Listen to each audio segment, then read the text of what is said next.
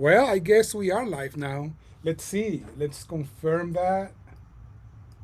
I don't see it yet, but I guess we are live. Well, I guess we are live now. Let's Yes, we see. are. Let's confirm that. Where I have a delay, pretty cool delay there. But I guess we are live. Well, today I'm super excited to have three great friends with me, I have a and delay, pretty cool delay and there. I need to lower something here. Probably my Well, today YouTube. I'm super excited to have three great friends with me, I have a and delay, pretty. And these guys are. One of them was my mentor. Is my mentor for many years. David Coffey has been a, person that changed my. Let me see. Changed my life pretty much. And Cassio, why am I seeing you? I don't know. Okay, let's do it like this then. And he was the director of the School of Music at UNC for many years. He's one of the most well known people in the jazz education world. Cassio Viagna and Ryan Mira were my TAs at UNC. And we shared that part of it. But Ryan and I have another story we can tell later, a long story for years. Um, and I'm super proud I'm super happy to have him here today, and just we'll talk about music and composition and all that cool stuff we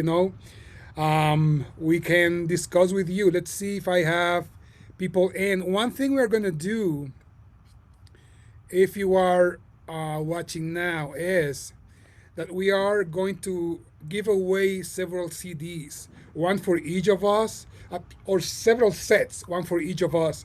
So what we'll do is probably do it tomorrow, but with your names on the comments, please comment so we can have your names, and then we can actually do that for tomorrow.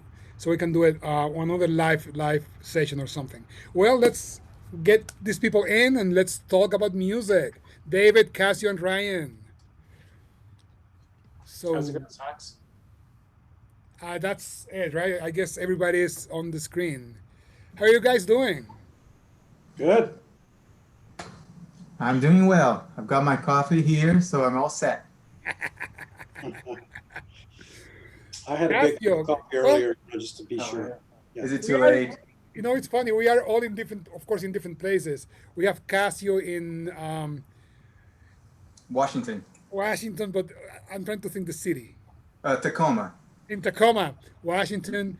Ryan is in Nashville, and David is in California. So the magic of technology. This is pretty cool. Let's do this, guys. How are things going for you in this crazy times? Well, Anybody? I'll jump in. Crazy, I think, is the best way to do it, especially for musicians. Um, I'm really excited. I have my first in person, like spaced out studio session tomorrow. So I haven't had we have there's been a little bit of like coming in and track here, but it's mostly been tracking from home. But like actually being able to go into a real studio is pretty exciting. So it's like getting my horns together and making sure everything still works, you know. Um, but yeah, just especially from a compositional standpoint, it's been very interesting as like a lot of educators are looking to still like continue things going. Um, a few people reaching out to think is like, how do you write something that's intended for this, remote big band medium, and like how do you write around that in a meaningful way? And that's been an interesting challenge from a writing standpoint. It's like, Hmm? yeah, how do you make this easier on the medium versus just writing, what you want with limitations, of course. So that's, crazy is a word for it. And no, I'm excited that hopefully we can get through this in the next few months and be all making music together again soon. We hope so, man. My classes don't start until September, so I've got some Oh, time. But I agree with Ryan. I think I've you know gotten over the whiny part of my summer. Now I'm just getting excited again. Now, yeah, let's do it. I'm really excited to get back. However, it may be because we have some plans for some in-person classes, band. But, hopefully it will work outside, playing outside in sections, recording sections. There are things in mind. But also, we also think about other plans if everything falls apart. Whatever it may be, I'm super excited to just get something done and to try to get something out of this. It's a very weird time, but I think there's a lot to learn. Definitely a lot of us, we're learning a lot of new technologies and Oh yeah, thinking outside the box. Definitely, that's really what it is. everybody's learning a lot. Well, I don't know about that, but it's good to not have to go in and figure all that out. But I just have to figure out how to turn Zoom on when I'm meeting with guys like you. But uh, uh, yeah, it's a weird time for us too because the connection with everybody at schools around here. I still have connections, and I've written a couple of charts for people, but when will they ever be played?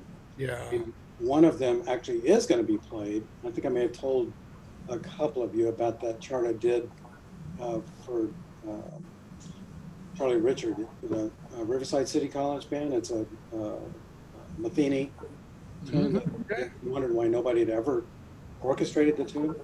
So I did it for him and that happened right when the uh, uh, COVID showed up. It was in March, end of March. So I wrote the chart, and and so they're planning on using that as one of the first charts that they do on this record from home Nice. technology, which he has really dug into. He did it with no notice, in March and did a really great job. But he's learned a lot about it. I think he's probably going to be using, the best things that you can use because he's searched it out and he has friends who know a lot about it, and Okay. so he could be a really good resource for a lot of people. Um, so I'm looking forward to seeing, what happens with that. And I wrote another chart for uh, my friend Dave Beatty, uh, and he's at Azusa Pacific University. He has a great band, and I'm sure it'll be great again this year. Not an easy chart. I think they'll be able to play it. It's written for them, and they have woodwind players and all that kind of stuff. So can't wait to hear that one. I've heard them all on the computer, but it's not quite the same, as you I know. know. We know. No, well, so I'm curious with you guys, like, um, for me, I get a lot of energy from being in front of the band or playing in a band, and so much of my inspiration for writing comes from like those intersections, right? Like, so what has kept you all motivated in writing and like being creative without that? For me, that's a huge propulsion of like, ooh, that really sparks. This would be a really cool tune to arrange or write. It's like, oh, that's such a sick voicing. It's like I want to incorporate that somehow. Like, without that interface, like, what keeps you inspired? Great question. Go Uh, for it. yeah, I mean, I've written some charts because I wrote them for a particular band, and so I had the sound of those bands in mind. Um, and actually with Dave, I actually called him up and said, Dave, I want to write you a chart. We can call it a commission. You don't have to pay me. Uh, and and let's talk about it. And what do you think you're going to have? And how about I do this kind of chart? And and so we had a whole conversation about it. And then when I was through, I sent him the MP3 of it, and he liked it. So I feel certain it's going to work because he can hear it. He can hear his band playing it. Hmm. So that's Okay. what I need is just some kind of motivation. It's like the deadline thing. It's really hard to write a chart if I don't have some deadline. Uh, and I can't just. I mean, I'm trying to write music still, but it's really hard for me, and it always has been since I was a kid. It's hard to write, uh, idealistic music where you don't know who you're writing for. Like if I had a string quartet near, I might be able to write a string quartet. Otherwise, forget it. I mean, it doesn't happen for me. So I have to be writing for someone or some group. Cassio. Yeah, I think answering Brian's question is a great question, but I do feel like It's true. Every time I get out of my rehearsal with the band, I feel like, oh, I should write, oh, I should write this, I should write that. It's very interesting how energetic and how energizing and energetic the rehearsals are. But I think I just kept that in mind. It's still fresh. I know it was long ago. Feels like 10 years ago, March. But I still have that in mind. For me this year, a funny thing is well, I'll try not to say too much about the composition process, but a little bit of my composition process, I have to think a lot about what I want to write before I actually write. So it takes a long time of like, I'm gonna write a piece like this, gonna feel like this, gonna feel like that. You know, I have a long process until I sit down and write, and then it's a little faster to write. So I didn't write as much as I wanted for this summer, uh, but I did think a lot. I had a lot of time to think. So the funny thing is, I don't know my band. Come, you know, some students are coming back, some graduated. I think I'm just waiting to see this first band, the first week, and I think I'm full of ideas to write. So I hope that will be the time to do it. But it was, you know, I kept going. I kept it going somehow. For me, I don't know, man. Well, my inspiration usually comes from having the a deadline too. I have something to do, and then I need to write the music. But it's funny that I was supposed to have my sabbatical this semester, of course, and it was supposed. I mean, it was to write the my next album with the band, Mhm. and of course that's not gonna happen because I'm going back to classes on Monday. But at least I think we can. I think, and here's Wanda. Thank Hi, you. Wanda. Hey, Um, Wanda, can you bring me one of those? And for me, I think the inspiration in part comes from actually being here in the house all the time has inspired me to do things. Now, how much have I written? Not that much. I've been practicing a lot. I've been practicing a lot, and like Cassio, thinking about the music I want to write next, a lot. Um, that you know, and me as a writer. For me, takes a while to sit down, like to sit down to do it. Once I sit down to do it, it's quick. Usually happens really quick, but takes a while to get to that point. Um, and the sound David mentioned, I think I have the sound of all of you guys. Ryan plays in my band. If you don't know it from the beginning, and I have the sound of you, Brad, well, all those guys in my head. So for me, it's not too hard to go back to that once I start doing it. But I was hoping to have the entire semester to do it. So I was just thinking about it, just planning on doing it over the semester. And now it's like, oops. Yeah. No, I'm kind of in a similar boat to you, Socrates. I'm actually on sabbatical in the spring, but I will actually be taking my sabbatical. I'm knocking on wood right now. So to write my next jazz orchestra record, but I don't know what to write. So maybe maybe we'll vote on it. It'll be very democratic. I'm thinking about voting, like writing a trombone centric record, like just an entire record of trombone features, Oh, like because I don't know, and maybe David Caffey would know some examples of this, like for a jazz orchestra, just like trombone feature after trombone feature, and I think that's how I'm gonna do records. It's like something trombone centric, something like saxophone centric, or do I get nice and cheesy? And I'm copywriting this now, especially since I played a lot of Barry. So I want to do a Christmas record called "A Very Merry Barry Christmas," and nice. have it Barry centric. So I don't know. Those are kind of my thoughts. I'm leaning towards trombone or tenor madness. We'll save the Christmas record for after tenure. Um, that'll be my like guilty pleasure record. But so yeah, I feel you socks where so just like a few months to write. It's gonna I be think we all need that. That's the problem when you get into the you all know this, when you get into the education world. it's funny how working in the School of Music, making music every day, you barely have time to make your own music. Hmm. I mean, as a composer, it's my case at least. I don't know about you guys. Well, I did pretty well when I was a faculty member. My problem started when I was an administrator. Really the only thing worse than arranger chops is on your playing is administrator chops, um, because it just takes all your time and all your energy, and so you have to find chunks of time to do it. Then so I started having a lot. I got back to it after I got out of the director job, and it was amazing how much I wrote in 5 years. It was ridiculous, and it was kind of like when I was in Colorado in the early '80s. I never realized how easy a job that was. I mean, until I was gone and out of it. And I should have just stayed there. It was really good. Anyway, I would I would practice trombone and write music every morning, and then I would have lunch and go in. I mean, that's the way it was pretty much every day. And I had occasional night classes too. And at Cal State LA, I had two night classes.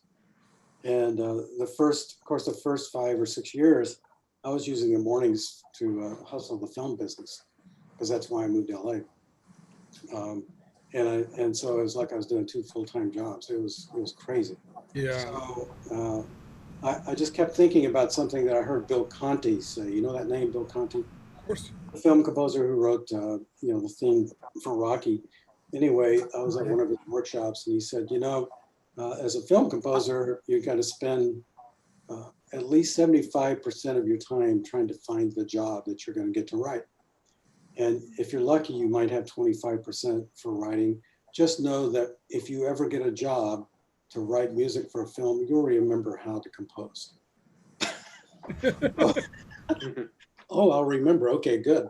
So, so what he's saying is, I never compose until I have a gig. Now that's not that different from what we are just saying. Hi. You don't compose until you have a band to write it for, Hmm. and you have in mind the players. And so, um, anyway, the biggest problem with that few years was that I wasn't really dictating what I should be writing. It was someone else. Whenever I got a gig, Yeah, they'd tell me what they get want. that. I've told at least a couple of you some of those stories. It's ridiculous. So that's a whole nother thing, and that's a reality that film composers work, and some of them love to do it that way. So eventually, I decided I wanted to write my own things, and so I've for years wrote for college bands, and I often have really good college bands, and so I can write almost anything for them. It's people like Louis Bonilla and Mark Patterson, who are the two trombonists. Uh, Talking about trombonists. Yeah. yeah, great trombonists and great saxophone players, as well.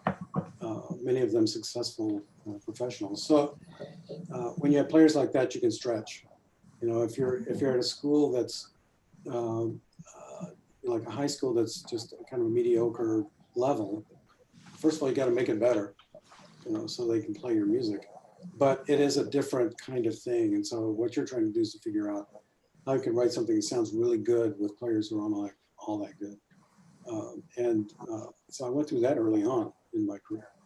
But later, man, I had really good bands, and so I wrote for them.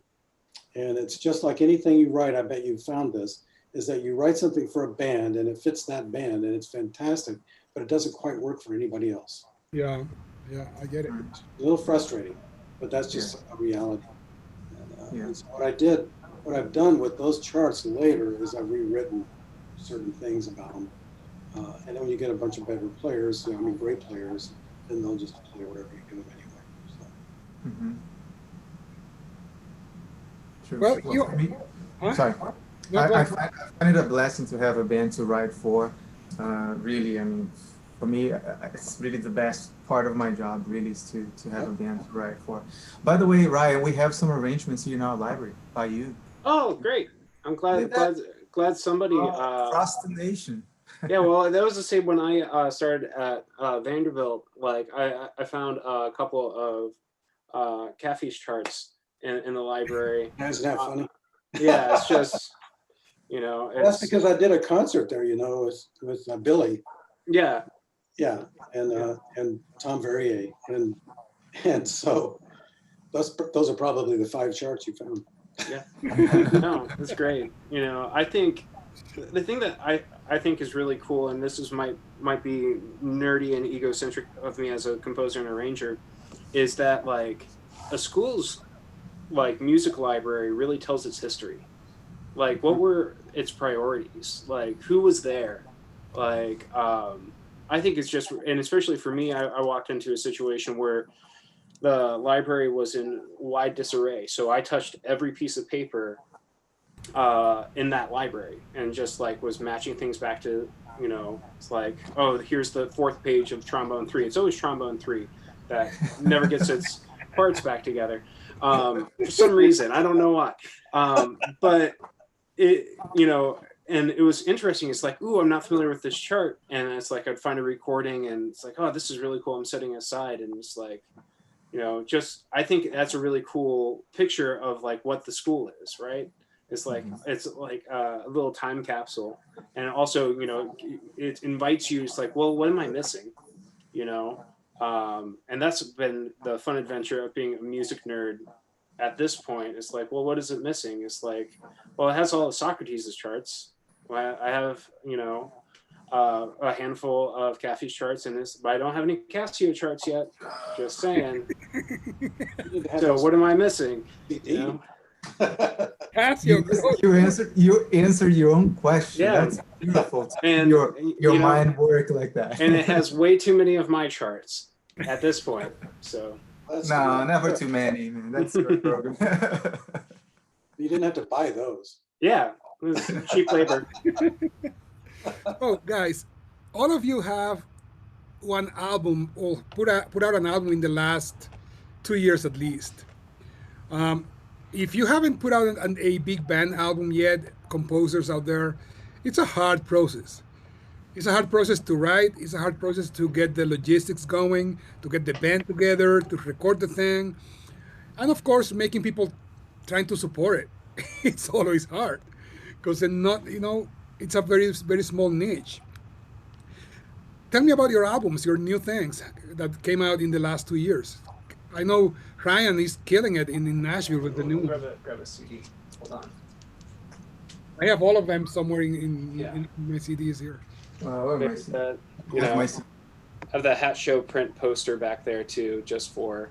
So if you don't know what Hat Show is, it's this really cool like printing company, and it's all like hand printed like concert posters in Nashville. So like basically anything that goes through Ryman Auditorium, one of the most historic music venues, I would say not just in the U.S. but in the world, they print those Hat Show things. And I thought it'd just be, since people are buying less CDs, doing like special edition like little posters, and people have really loved these, and it's great. No, this was kind of, you know, it's kind of what David was getting at, where you know, I've been writing for a lot of different people over, you know, it's kind of like these deadlines, like somebody to write for, specific people to write for. I just had this collection of charts I really enjoyed, and people I enjoyed making music with. You know, we actually, and I'm sure you guys are familiar with Jim Williamson, who used to run the Nashville Jazz Orchestra, has been sick for a few years and recently passed away. So there was a need for big band music in Nashville. You know, there was a need to kind of fill that void, and a lot of the studio guys here love playing it. They're dedicated to it, and it's like these are the people I would like to have in a room in a studio. And really supportive group of musicians. So no, I'm really proud of this. Like there's stuff that I wrote specifically for this band, some stuff that I wrote at UNC, my arrangement of Dolphin Dance, some things that I wrote for Don Alico, you know, just like the individuals. Actually, one of the last commissions I got from Bob Washut while he was at Northern Iowa is on here. If you're familiar with the blues guitarist and vocalist Keb Mo, he does a guest spot on it, and he's amazing. Actually, a former student of mine from Vanderbilt is his keyboardist and musical director now, and he was playing in the jazz orchestra. he's like, man, you know, Keb really loves big band music. It's like, cool. Does he want to like sit in with the band? And he's like, yeah, he really wants to sit in with the band. And so I was like, let's bring him into the studio. Let's do this. So I'm really proud of it. It was one. I'm excited for the next one because I had a colleague who said this to me with all the love and support in the world. It's like, this was a collection of music that you've written for everybody else, and now it's time for you to write some music. Now that you have this band together, it's time to write some music for yourself with this band, just like we've been talking about, like in your ear. And like, he's really excited about where that creatively could go. And so let's write a trombone album, because that's you know, I don't know. But yeah, Kevmo, Wyclef Gordon. What? You'll never sell any charts. Yeah, exactly. Trombone feature, no. Yeah. Bass trombone feature, no. Trombone solely feature, no. And the thing that's really cool, so Kebo, Wyclef Gordon, Jeff Coffin, Don Alico, and actually a relatively recent UNC grad who moved to Nashville, Bethany Merritt, sings on a couple tracks here. Sounds great. No, I'm really proud of it and happy with it. And there's some really cool YouTube videos of the stuff. Like AEA, the microphone company, as you were talking about, like how do you put this together, right? They were really great. They actually sponsored the first full day we were in the studio together, and all the camera work on our YouTube videos. And it was all AEA mics for the entire band. And I fell in love with, I forget, it's an one of those old RCA replicas microphones. Yep. Even Mike. Like, Barry? Yeah. Oh yeah. I want one. I want one so bad. But one of these days, maybe this whole pandemic situation is a good excuse to set up a competent home recording studio. But somehow I don't think you need a $5,000 microphone for that. Well, always do, you know. But no, I'm really happy with it, and it's like all the cats are really invested, and I mean, I think that's part of it, is having people who want to play your music, because you don't want someone to show up and be like, oh, well, this is my $50 gig for the week. Yeah. You know? People who want to play music, and it's you know, be a part of that community. And you know, I think everyone on this Zoom/YouTube understands that, where it's, you know, it's about community and community building, and you know, playing in a section together. And that's why the last track I arranged specifically for Bethany is an arrangement of Just a Closer Walk with Thee. It was really the only. There's a couple in here, but one that I truly had the sound of the band in my ear, because it was a year later when we did our second session. Okay. And I think that's what I'm proudest of. I actually, you know, did a solely feature for each section, because everyone is such proficient studio players and technical players, and like I wanted to feature everybody, you know, including that trombone solo. You know, it's a good trombone solo, I think, but I don't know, whatever. Nice. Well, your album is nominated, right, for awards in Nashville now. Yeah, so like your record socks, it got Global Music Medal this last year. It is nominated for Best Jazz Album and Best Jazz Group in the Nashville Industry Music Awards. Yeah, it's cool. I'm proud of it, and you know, it's hard because I don't know. I'm curious to hear how long your entire process, not even from the writing standpoint, but like your first tracking day to your release day, like how long was that? Because like I feel like I've lived with this album for, I'm guessing 3 years now. You know, it feels like 3 years, but it's also COVID time. So Yeah. Well, let's talk about it after we talk about the different CDs. Let's go to that question. Cassio is from Brazil, and he has a great album with Brazilian music and jazz, of course, big band. Cassio, go for it.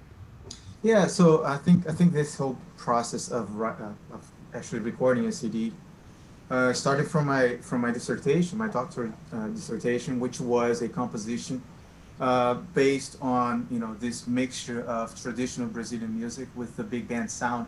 Because big band, the way the jazz big band we know, it's popular in Brazil in terms of sound, CDs, albums, but you don't usually find a lot of bands out there. So I wanted to make that mixture, create just the specific sound with a variety of styles. So I wrote this one three movement piece called Infância, which is childhood in Portuguese, and then trying to get some some elements of Brazilian music in all of them in some sort, some form. So that became a three movement piece. And then I had written throughout my course at UNC several other pieces. So uh, when I was writing those pieces in the beginning, before Infancia, I wasn't thinking about an album. So one could argue that it's not planned at first as an album, except for the three movement piece. But it was such a short time that I stayed at UNC. Now that I think about it, 3 years passed by. Only 3 years, right? 3 years, yeah. And then I mean, I still listen to that and like, wow, there is unity in this thing. I was so, I mean, I'm still, as Ryan said, I'm very proud of this album because, oh, here it is. Yeah. Can you see that? Yeah. Yes. Beautiful art by a Brazilian nephew, two nephews, who did part of who did the picture and all that. So I had a lot of my friends from UNC playing, and that was also an important part of the process, because UNC had all the resources, the tech part of it, incredible studio. And then Lab One had played a lot of my music uh, during those 3 years. So I knew I had at least half of the album, not rehearsed fully, but somehow played, here and there. And then we brought in Jim White, who is of course music faculty there, incredible player. Brad Good from Colorado State, and it was like the recording itself was a very easy process, and then with the whole process of editing and putting it all together, and of course the cost of it was very, you know, that's always the hardest part. I did a fundraising, and a lot of people helped me reach the goal, and that's how it was made. So I'm very, very excited because going again back to what Ryan said, it does feel like a community project on the part of the musicians who are really engaged with the music, really, really kind and like willing to put a lot of effort into the music, but also this whole community of supporters from Oregon, from all over, several states, support, including Brazil, sending money, to help me with that. So I feel very proud of that. I'm very, very excited about that. Some They of are those, both great albums. I mean, both. some of those compositions. Oh, sorry. Can you say that again? Okay, I mean, they are your albums are Yeah, great. again, it was a wonderful album. Thank you, thank you. I really appreciate that. I had the joy to, and I say that because of the acknowledgement, uh, to receive some awards for some of these compositions before the album was recorded. That also helped me, and David, of course. David really was like someone who, yeah, you should do it. You gotta do it. And I have this feeling that like the album, a CD is a photograph of that time in your life, and music really doesn't exist if it's not played. I mean, you can have a beautiful score, a lot of beautiful parts, but if people don't play, there's no music. It's just a piece of paper. So having it really is. I don't know if again, right? I don't know if people buy this anymore. I don't want to even complain about it, but the fact that it's here and it's someone can have access to that, I think that's really what we want. Now whatever happens, let's move on to the next one. I have plans for two more. um, the next few David, what about you? Yeah, well, of course, you guys know I did two albums, one in 2015 and one in 2018. And the first one, which is the only one I have handy here, is you remember this. I might have Autumn. I'm looking at that, and I understand that there were probably, of these charts, only 4 of them came from the time that I was at UNC. And I was there for, 12 years, or how long was it? 13 years. So uh, the others go back as far like Somebody Linda. That one, actually, I finished that chart on Linda's birthday in 1979, which is Mm. crazy. That's a Ryan was long time very ago, young back then. right? So really old. Some of these are really old charts, and I just really wanted to hear them played by professionals. Now, a couple of them I have heard. I have three great recordings of Elegy. One of them's Charlie Richard on saxophone when he was at Cassio. I had a pro band in LA that Gary Foster played that solo, and then Will Swinner played it, and I like them all. They're three very different interpretations of the same tune. Uh, but the consistency of the whole band recorded on that last one, that was meaningful to me. My daughter says that's her favorite chart of mine, her favorite. Sorry, just a minute, David. I cannot tell you how many times I've listened to this recording of Elegy. For Yeah, yeah, a lot of times, just to get to get my yeah. writing going. It still works pretty well for me, and it's really old. I mean, it's a really expressive piece, and bands really play it great. Anyway, so that's sort of like, okay, I got to get back and get these old things taken care of. The second chart, and also I was right out of being the director of the school and all of that, and I had a lot of pent up, you know, desire to get something happening. And then the second one came about because of my whole reaction to the new president coming in and all of his attitudes about immigration and everything else, which is so incredibly negative. And so I had a kind of a visceral response to that and wanted to write about it. And so that album uh, is based on the first four pieces. It's called All in One, and it's a suite of four pieces that relate to immigration in different ways. And so they're basically statements of mine about my attitude about the way we should be thinking about it, instead of thinking about them as intruders. Well, that means everyone that lives here, except for Native Americans, are intruders if you're going to go that way. So, so it was meant to be my personal statement about that, without getting into the details of it. And there was some success with that, I think. And then there were a couple of other charts that were brand new, like the one that was based on. Oh, I need the album in front of me. The great trumpet player. Greg. No, the original trumpet player who I wrote on his changes to My Moon, God. Moon something or other. Anyway, she played with Freddie Hubbard and so forth. Anyway, using those changes as a new tune, it was uh, a new version of those changes. Anyway, that was a brand new chart at the time, and then there were a couple of others that were new, and then there was one in particular. There were two old ones. There was one in particular that was older even than Salmander Linda, and it was written for the band I had at Sam Houston State University, and I was there from 1976 to 79. I was there only 3 years, kind of like your experience as doctoral students. It's kind of my doctoral program in a way, because that's where I really learned how to do stuff. But I had this great band, and I always think that I had a career that I had because of that band and a particular performance, and two particular charts. Uh, and that chart, the first year I was there, 1975, 74, no, 76, 77, we went to the Wichita Jazz Festival, and it was a really fantastic band. And they tore the place up. And we started off with the Thad Jones chart. I think it was, might have been Mean What You Say. And then we ended up with Carnival Night in Veracruz, which is the one that starts with the marimbas and builds until this ridiculous ending with high A's and trumpets and all that.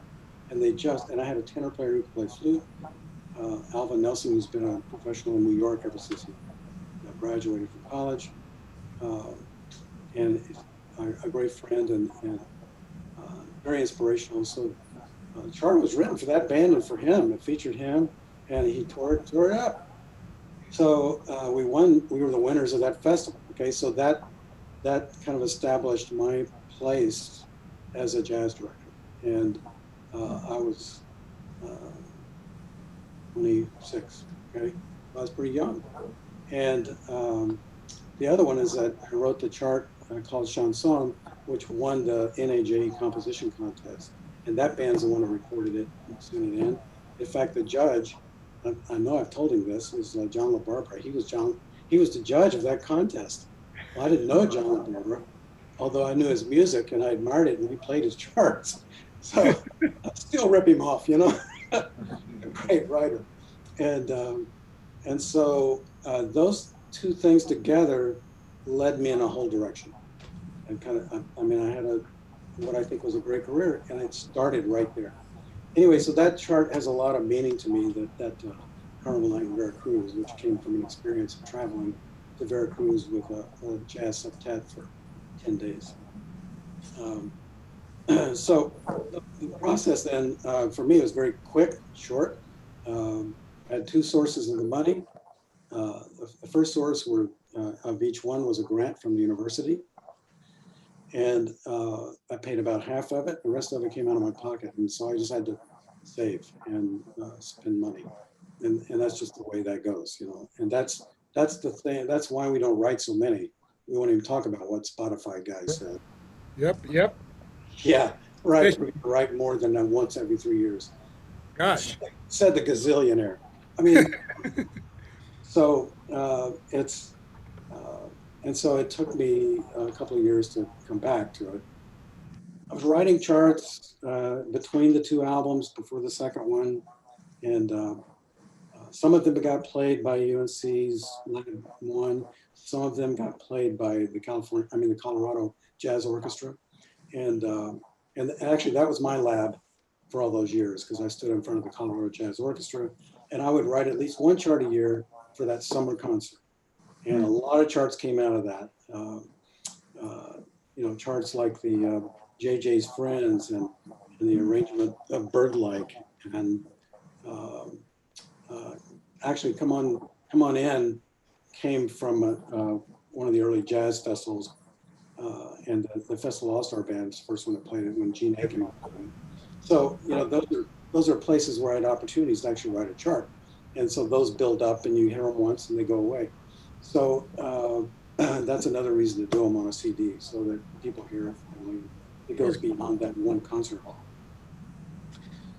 Anyway, so basically I scheduled a recording session. We did it. We did it in basically 2 days plus a half a day of some overdubs. Some people want to play their solos live, some want to overdub. So there's a variety there. It's funny, most actually wanted to play it. They wanted it to be a real recording. This is the band playing live. And most of it is. And some of those charts are first time through. We would do it again and again, but the first time was the best one. Yeah. I'll never forget walking into that recording studio at UNC and those four trombone players were playing the solely for JJ's Friends. It was just them, you know. I said, well, we better rehearse this. So they were playing it through. My God, they played it perfectly. That's the best they ever played it. I just was in awe. And it didn't go quite as good when the red light came on. For that album, I remember I was in the booth, Yes. and I think I came from no, that was for the first album. That I came back from Dominican Republic. Actually, Ryan and I were playing a festival in Dominican Republic the night before, and I came to the studio like no sleep. It was like, let's do it. Yeah, yeah. It's crazy. But so we put it together, I think, in May and June, and it was released in October. Both of them are that way. They both released in October, and you know, we did a concert, and it was pretty much over. Although we did end up playing again, Yeah. the second one at Gen Conference. And Yep. so it was a very quick process. And now I'm just thinking about money. I'm not even really thinking about charts so much, although I do have a couple ready to go. But it's all, when am I going to have enough to have, Mhm. 15, $20,000 to do this band Yep. again? It's a And, question. and that's the hard part. Here's mine. If you, most of you probably know, but Yeah, this I did several years ago. Actually, it was recorded in 2014, and like Ryan and like Kathy said, we did it in 2 days of recording, pretty much. I had people coming in from Dominican Republic. Ryan was the berry on this album. David was in the booth uh, for that album. Cassio, it was not in the ballpark yet. I didn't really know him.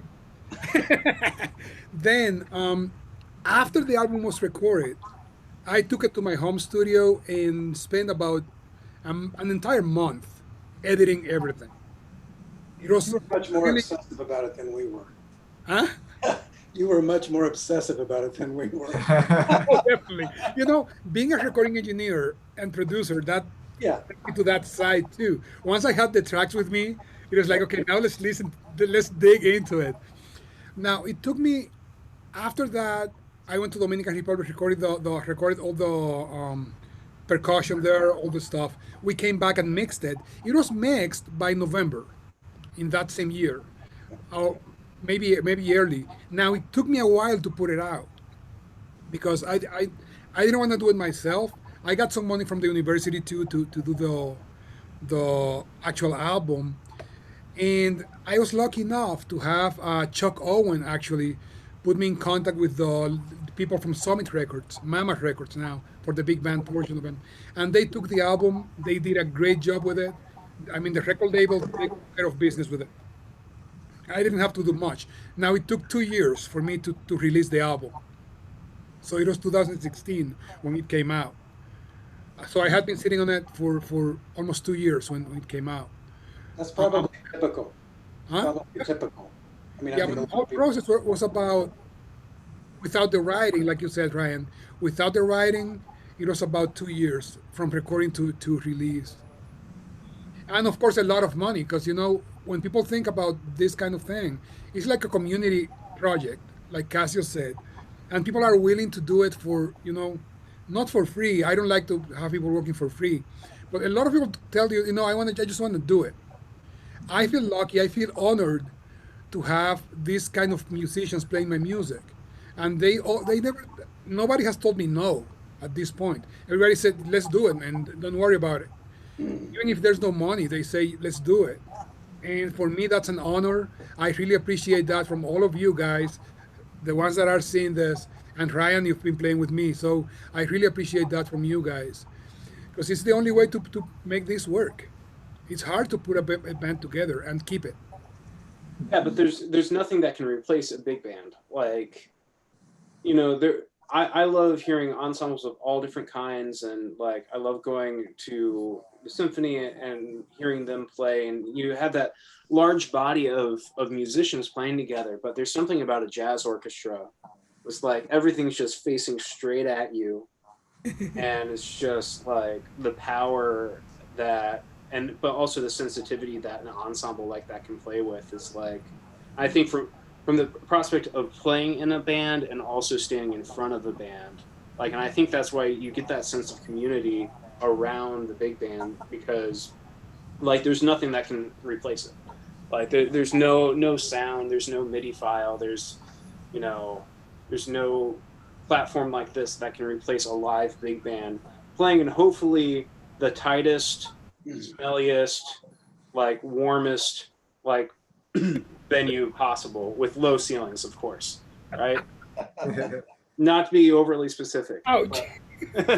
Yeah. But I agree with that, actually. I really agree with that. That's why I love writing for big band. I don't think any other medium gives me the power and the energy that I can get from the big band. Even being in front of the big band, or just listening, or just playing with the big band, like you said. Either way. So we have, for people that don't know, the four of us have a really close relationship because David was my mentor. I mentored pretty much Ryan and Cassio, but David was the mentor for all of us too. So it's been quite a journey. Actually, David Caffey, I met him when the East Jack was not East Jack yet in 2008, Right. and we went to Tampa, Tampa, yeah. I and was I there met too. That's Ryan when I there met too. Ryan Actually, also. Yep. I met Ryan there. Yeah, Yeah, yeah. I met Ryan and David there. Um, and after all these years, we are still here. Yep. Yep. Yeah. We met in some bar where we weren't even drinking, Yeah. but everyone around us was. Well, at the No, I had time, one. when I was talking to you, I didn't drink anything, so I was drinking Coke, Yeah. and you were having a beer or something, and you're just talking for hours. Yep. Yeah, there was a bunch of us there. It was a lot of fun. And yeah, I could tell we could all get along, you know. It was And that's fun. another thing in the jazz world. Sometimes I've seen in the classical world, I've seen it in different countries, even when they have this relationship that is not healthy, I think. And for us in the jazz world, I think most of us have a really good, healthy relationship I as think friends. most, I don't think everyone does. I don't think everyone either, of course. We're people and human beings, have their conflicts, and it happens in bands. But jazz musicians do love to hang out, and I know I do, and it's one of the reasons why the Gen Conference works so well, and IAJ works so well, and NAJ, because everyone just loved to get together once a year and see all our musical friends, just Yep, and catch up and just tell stories and all that. And so uh, it is part of our culture, and it it is. goes Yep. with the music. Yeah. Yeah, and for me, I want to second what Socrates said about people being willing to. I mean, really, I have seen that a lot. I mean, again, I haven't been here for a long time, only 11 years now. I guess it's a long time. Here, maybe in Uh, the US. in the US, yeah, Yeah. but like writing big band music maybe for 9 of those 11 years. And one thing that I noticed is really like you can go to the Gen conference, you can go anywhere and say, well, I have new music and, start a chat and people want to be a part of that. Mhm. And it's fascinating to me. Of course, there are plenty of jerks in the jazz world, just like anything, like David said. But there's a lot of good people, and it's fascinating to me as a writer how you can have, I don't know, you can have in your band Jeff Coffin and have him record your music and be wonderful, and then instead record it again, have Chris Potter, and the music sound completely different, and still the same music. I think this the factor that the musician himself or herself makes such a difference in the way the music comes out is something that creates a bond between us composers and musicians and performers that is like I don't think it's like anywhere else. I mean, it is the music where we can all be writing together we basically just give them a framework. And I find it fascinating because many times I have asked people, randomly, oh, I have this music, and oh yeah, give it to me. And people with a big name, people who have played like incredible things by incredible composers, but they would be still willing to play my music because no, yeah, let's check it out. I want to do that.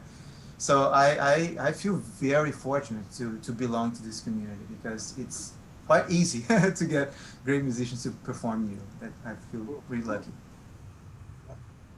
I feel humbled every day when I call somebody and can you play with me for this whatever, and they say yes. It's people I admire, people I've been my idols maybe for years, and it's like, oh, this is so cool. And then they come to the rehearsal, they enjoy the thing, they make you enjoy the thing, and then you get a new friend after that. Well, Stocks, they must be good friends to play your saxophone solely. And I hope in your new record that you're gonna write for, you challenge yourself to beat your current Guinness Book of World Record for most difficult saxophone. Because I swear, and I'm saying this because I'm your friend, is like any time that like, hey, we're gonna play this festival, it's like we're gonna play a Gen, whatever it is. I was like, well, are you going to program the Soli? It's like, well, of course I'm going to program the Soli. And then it's like every day for like a month, like that's how I close out my practice sessions. Like we're going to spend like 15, 20, 30 minutes on that sack. I'm sorry. Yeah, just as fast as possible. As But, fast you and know, possible. but it's funny that you mentioned something about the trombone solo. I mean, David did. When we recorded that album, you guys practiced it. I remember coming to the practice rooms and hearing everybody practicing the solo. Everybody.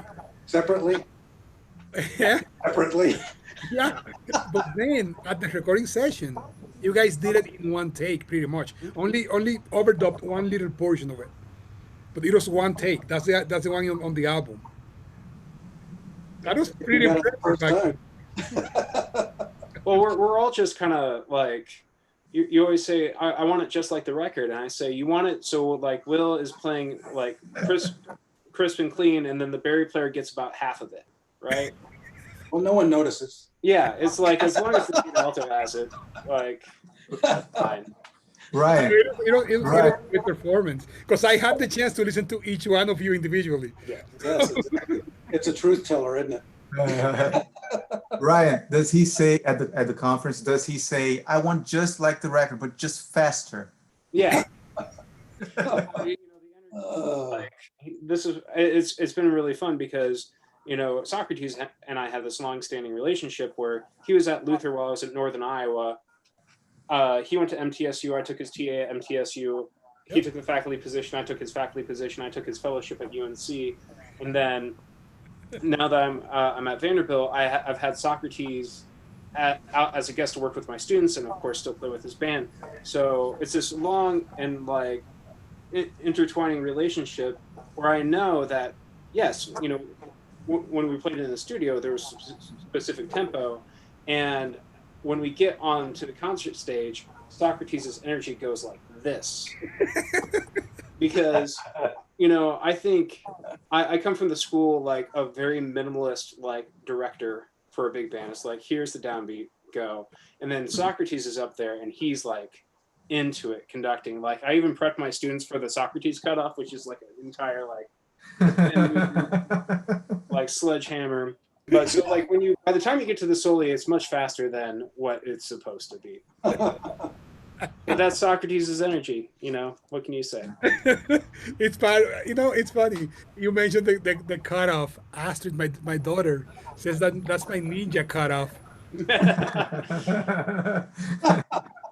But like it's a full like rotation and then boom, like It's fun for me. I enjoy really being in front of you when the band when I'm in front of that band.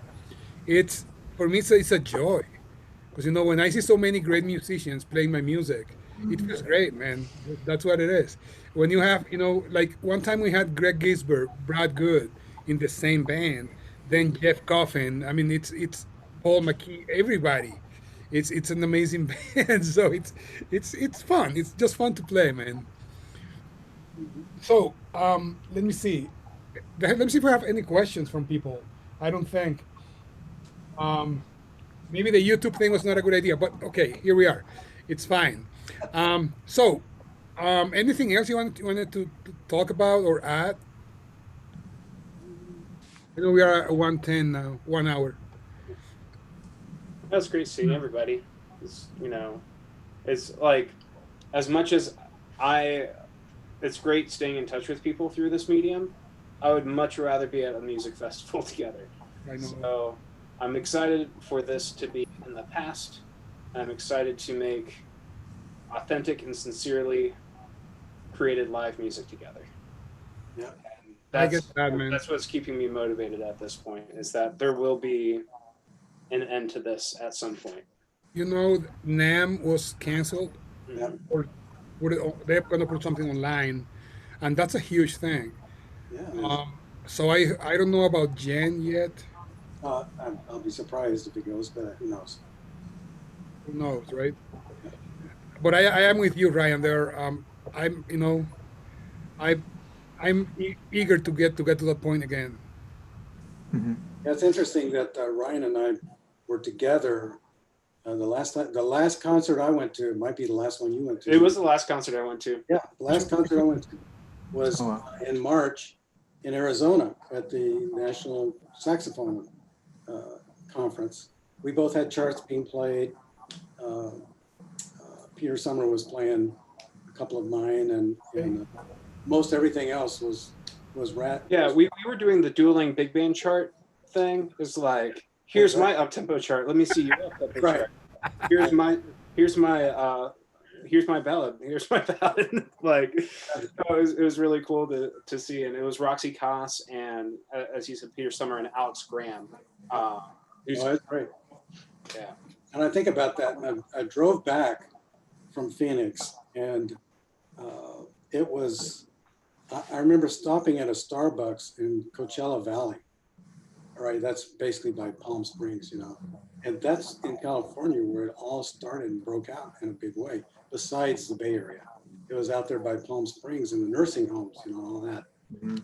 And they had the really bad one, you know, right early on. And so afterwards, I'm going, oh my God, okay, because I stood in this line for about 25 minutes, and the Starbucks was absolutely stuffed with people.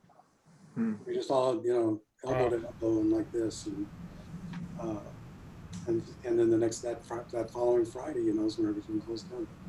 But I believe that's right. So Mhm. it's very quick. So yeah, no concert since March 13th.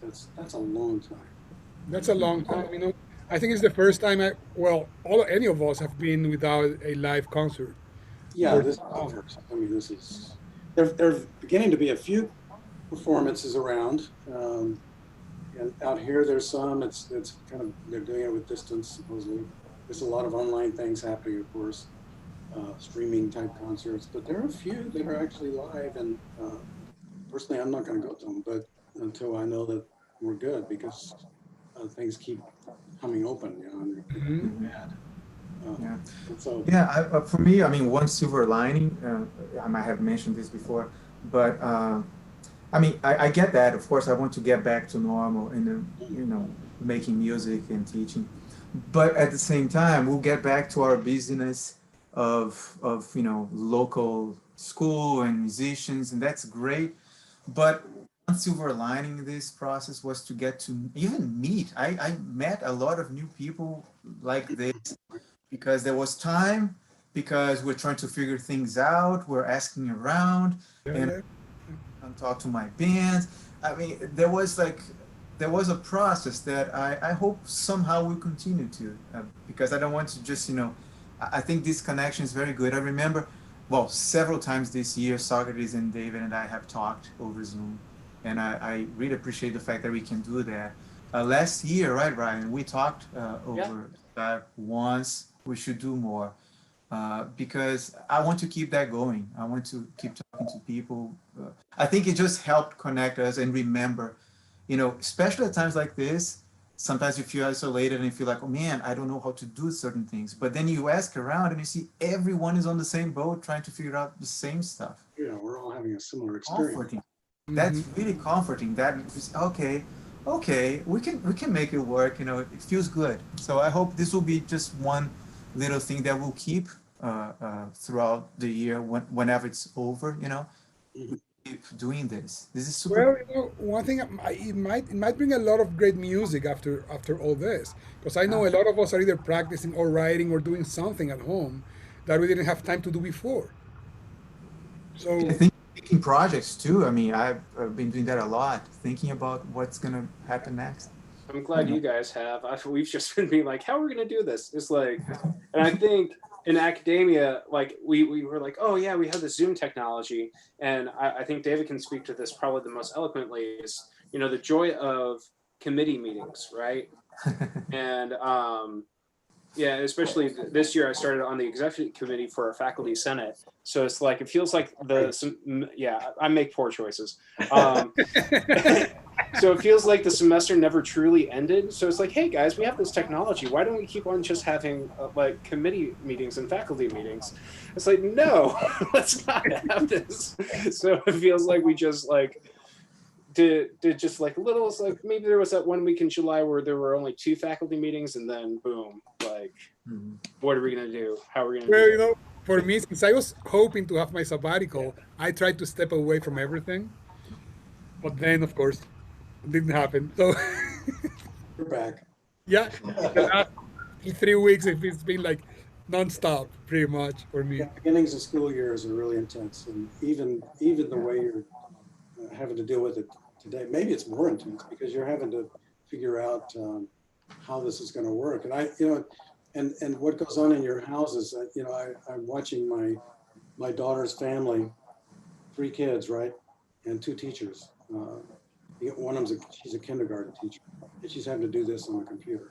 And you have a a third grade teacher who's her husband, and then you have a high school student, an elementary school student in the house, and then you have a college student who's starting college next week, and it's going to be online. How how many computers do you have to have? A lot, and it's just they're up against each other, and I know this is going on everywhere. It's probably going on in your house that way, Socrates. Well, you know, I'm lucky. We are lucky because I have a lot of gear that we can actually use for this kind of thing. Like we have the recording studio here in the basement. That's where I am at now. But then Liam pretty much created another studio in his bedroom, Yeah, so he that's could what I do would it. expect. But then Wanda created a whole new space in the last few days to teach.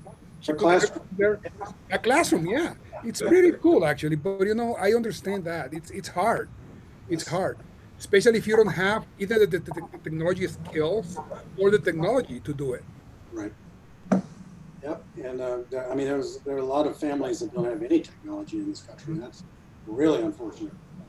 But even if you have just good technology and you have a lot of family members, I just don't know how you pull it off. But, Yep. it's really a challenge. It's a challenging time, and I'm really feeling for these folks. So And I feel for you guys as professors. Uh, and I am thankful that I retired and don't have to deal with it because uh, it's a lot to do, man. It's really a huge responsibility because you don't want people to fall behind and not get what they went there to get. mhm. So some people end up working even harder than ever. Yeah. Well, you know, one thing that let's say I teach a class for 1 hour, and I know what I'm going to teach. I go teach my class. Now that same class takes me 3 or 4 hours because I Sure. have to put it on video. I have to edit the video a little. Whatever I do, I have to put it there. So it's taking me twice as much or more, You have to produce the movie now. You can't just do a live show. pretty much Yeah. every day. No, I think we'll survive it, and keep going. Be sure to survive. Don't get into crowds that are going to mess with you.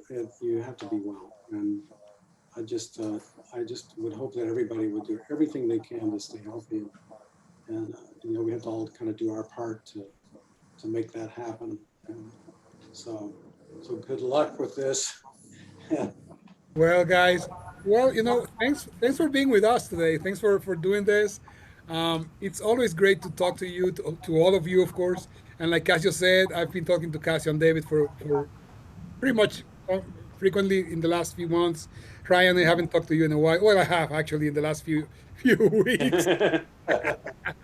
But you know, it's always great to talking to you, and I hope we can do this again at some point. Maybe we should do it on Facebook next time because I think we get more people on Facebook. I mean, live people. Yeah. But I know this is going to be on Facebook anyway, on YouTube anyway, so people watch it there anyway. So I'm not worried. So, any last comments you'd like to say? Any advice to young composers or something, or composers? Yeah, just compose. Don't edit yourself too early. No. Sorry, can you repeat that, Ryan? What did you say? Don't edit yourself too early. Oh yeah. Don't be judgmental. Just write it and figure it out later if it's okay. Okay, I love both. So one to add to that, listen a lot. Yeah. It's very important for you to listen if you want to write. Listen to everything you can. Nice. Totally agree And with you. and I agree with everything you said. For me, have fun. Yeah, have you fun got, doing it because it's hard to have fun when you are writing. It's usually really hard to have fun, but we should try to have fun while we do it. I always find that it goes a lot better if I'm having fun. Yeah, Oh, yeah, yeah. You yeah. know, You know, Well, for me, it's waves. It's like I start really here, like I can do this really well, and then goes here, and it's like, oh, shoot, this yeah, is crap. And then I enjoy. Then I start enjoying things. Oh, this is happening, and that happens. It might happen in the same day, or 2 days, or 3 days. It goes back and forth. But at the end, I usually have fun. yeah. I think that the best ideas for me come around when I'm just messing around on the piano or something. Is about all I got left that I can actually play, and and you find something and you go, oh, that's a nice little lick, and you just start going from there, and you're not really thinking about it. You're just kind of in the moment, and if you can get to that spot, then you usually get some pretty good stuff. But to allow yourself to relax enough to just kind of play, that's when you're really using the word play. Play is Yeah, a fun word in music. A lot of times we're not playing at all. It's work. But if you can play with it, then you can begin to have fun and actually discover some things that you didn't even realize you knew. yeah. You gave me a lot of great advice, David, when I was your student. But I remember one Dick Grove told me at one point before he died, of course. He said to me one day, Socrates, you know the difference between you and me, that I can write a chart in a day and it takes you 4 weeks. Yeah. Like, what is it? And he said, the thing is, I don't think that much. You think too much. Yeah. You think too much. You write D flat and then start thinking about that D flat. Is it D flat or D? And then you spend 10 minutes between D flat or D, and nobody will notice it because it's a half, it's a quarter, it's an Absolutely. eighth note or a 16th note. Nobody will notice that. Keep And the going. third trombonist is going to play it wrong anyway. Exactly. You play a C probably or something. Yeah, that's sort of true, I guess. Although not if it's Mark Patterson or Mike Conrad. I Yeah. don't think they missed anything. I'm pretty sure. Well, we are lucky. I mean, all of us are lucky to have great players on that trombone section that they don't miss Oh many yeah, notes. no, they don't miss. Great players. Well, guys, thank you very much for Thanks, this. Docs. Thank you, Socrates. Hope to talk to you soon again, to all of you. Ryan, we have something at the end of the month, so we'll talk to. Yep.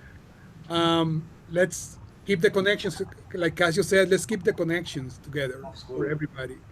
Because that's what we need at this point, I think. I think so. True. All You right. guys, Take Thank care. you.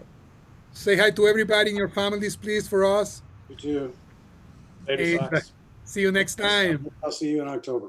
We'll see. Okay. Well, thank you very much. Thank you very much for being with us today. And hopefully, I'll see you soon again. And next week, we have another guitarist in Spanish. And hopefully, I'll see you there. And one thing, we'll have CDs from these guys to give away. So, see you next time. Thank you.